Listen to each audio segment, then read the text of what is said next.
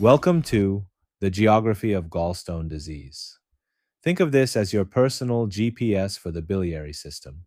Today, we're mapping out how this system works, identifying where blockages happen, and learning how symptoms escalate from minor nuisances to medical emergencies. Our goal is simple: to give you the facts so you can be the primary advocate for your own health. Let's look at the numbers. It's called the statistical probability funnel. In the US, about 1 in 7 adults will develop gallstones. But here's the good news: the vast majority, about 70%, are asymptomatic. That means they'll never even know the stones are there. Only about 30% of people will actually experience complications that require a surgeon's help. To navigate the system, you need the biological blueprint. Think of your liver as a chemical factory that produces a fluid called bile. That bile travels down the hepatic duct. Tucked under the liver is the gallbladder, your storage tank. It's connected by the cystic duct. These all join into the common bile duct, which meets up with the pancreas before emptying into the small intestine, or the duodenum. The biliary system operates in a four-stage cycle, but there is a massive difference in volume. First, production. Your liver is a workhorse, churning out about a liter of bile every single day. Second, storage. Interestingly, only about 5% to 10% of that daily bile is actually diverted into the gallbladder. But don't let that small number fool you. The gallbladder isn't just a passive balloon, it's a processing plant. It absorbs water from the bile, concentrating it by up to 10 times. Think of liver bile like soapy water, while gallbladder bile is like concentrated dish soap. Third, the trigger. When you eat, especially something fatty, your stomach signals that it's time for a heavy duty cleanup. Finally, release. This is where that quarter cup becomes essential. The liver's natural flow is just a slow, steady drip. That's not enough to handle a sudden fat dump from a big meal. The gallbladder provides a turbo boost. It squeezes that highly concentrated dish soap into the system all at once, providing the punch needed to break down fats before they move further through your digestive tract. The glitch occurs when the chemistry of your bile gets out of balance. Think of it like adding too much sugar to a glass of water. Eventually, the sugar stops dissolving and turns into crystals at the bottom. In your gallbladder, those crystals become stones. There are two major types of stones. The most common, making up about 80%, are cholesterol stones. These form when your liver exports more cholesterol than your bile can dissolve. The second type are pigment stones, which are smaller, darker, and made of bilirubin, a byproduct of red blood cell breakdown. Why does this happen? The main reasons fall into three categories: stagnation. If the gallbladder doesn't squeeze often enough or completely enough, the bile sits too long and begins to crystallize. Saturation. When the liver is overloaded with cholesterol, the bile becomes supersaturated. Chemistry.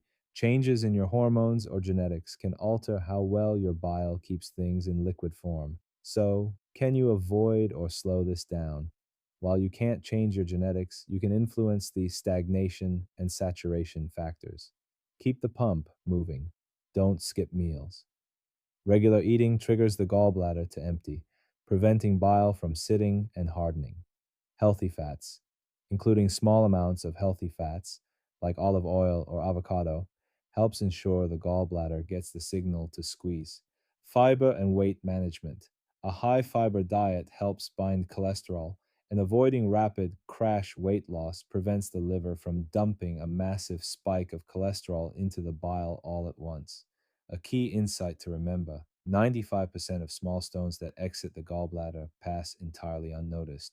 They simply slip through the pipes and exit the body without causing any harm. When stones do cause trouble, they usually follow a pattern. It starts with subtle signs. Maybe you feel a bit queasy after a burger or a rich meal. Then comes the nuisance: unexplained bloating, frequent burping, or gas. Finally, we hit the escalation: intermittent pain in your upper right side, your back, or even between your shoulder blades. A gallbladder attack or biliary colic is like a pressure cooker. It usually hits 30 to 40 minutes after a meal. Your gallbladder tries to squeeze, but a stone blocks the exit. Pressure builds fast, causing sharp, intense pain. You'll find you can't get comfortable. You're pacing, sitting, or lying down, but nothing helps. The pain only stops when the gallbladder finally relaxes and the stone drops back into the tank. Where a stone gets stuck determines the collateral damage. Stones in the tank are a nuisance, but stones in the pipes cause systemic illness. We watch three zones. Zone 1, the outflow, which carries infection risk. Zone 2, the common duct, which threatens the liver. And Zone 3, the pancreatic junction, which puts the pancreas in danger. In danger zone 1, we find acute cholecystitis. This happens when a stone permanently blocks the exit. Bile gets trapped, pressure builds, and infection starts to brew. This isn't a temporary attack. The pain is unrelenting, and it's usually accompanied by a fever and a high white blood cell count. This is a head to the hospital situation.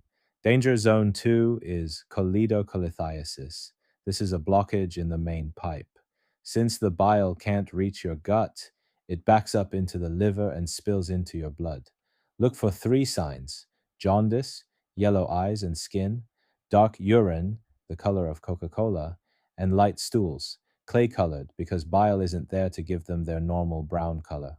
Danger zone 3 is gallstone pancreatitis. This is serious. A stone blocks the exit for both bile and pancreatic fluids. Those powerful digestive enzymes back up and start to digest the pancreas itself. It causes severe inflammation and requires immediate hospitalization to get things under control. To recap our map, biliary colic is a painful warning in the cystic duct. Acute cholecystitis is an infection in the gallbladder.